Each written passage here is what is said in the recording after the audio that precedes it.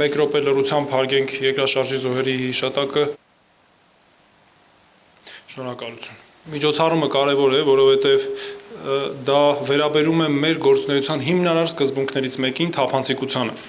եւ հրապարակայնությանը։ Սա է, որ հանդիսանում է մարդու իրավունքների պաշտպանի ուժը եւ հեղինակությունը ձևավորող կարևոր գործոններից մեկը։ Մենք դա հստակ գիտակցում ենք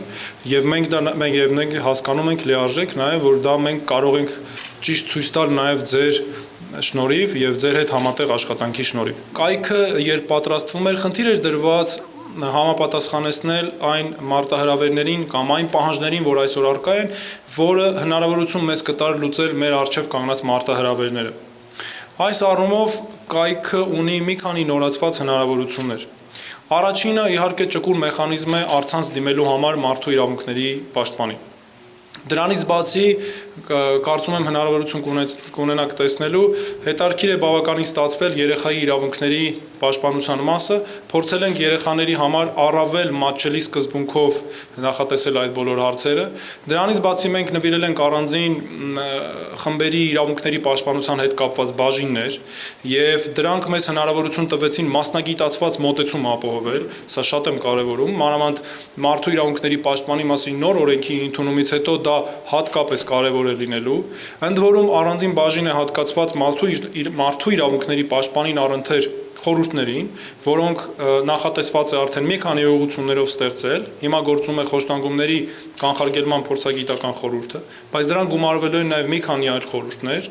եւ դրանց արժեքն այն է, որ դրանք հենց հասարակական կազմակերպությունների ներկայացուցիչներից եւ անկախ փորձագետներից են կազմված։ Դրանից բացի աշխատել ենք նաև հնարավորինս այսպես մատչելի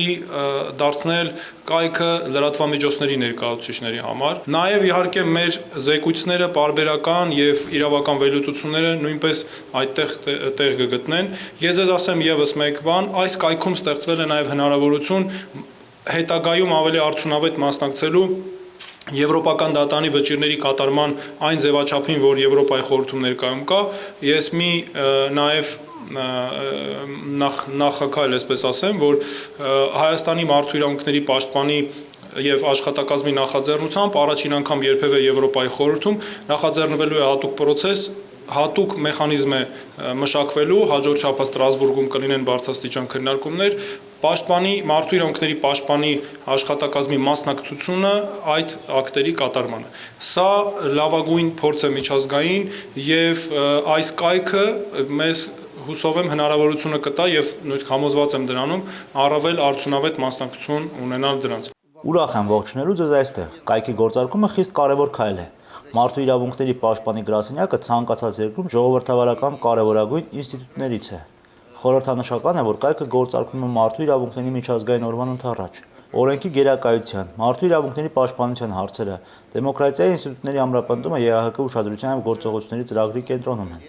Մենք երկար տարիներ արդյունավետ համագործակցում ենք ՄԻՊ գրասենյակի հետ։ Կարևոր ծրագրեր ենք իրականացնում, որոնք մեծ դեր են խաղում դեմոկրատական ինստիտուտների ընձեռած հնարավորությունների արդյունավետ օգտագործման առումով։ Մենք հպարտ ենք, որ կարող ենք մեր փորձն օգտագործել այսքան կարևոր մեխանիզմների ստեղծման համար։ Մենք ՄԻՊ գրասենյակի հետ աշխատում ենք ոչ միայն Երևանում, այլև Կապանում, Գավառում եւ Գյումրիում, որտեղ ստեղծել ենք այս ինստիտուտի բաժանմունքներ։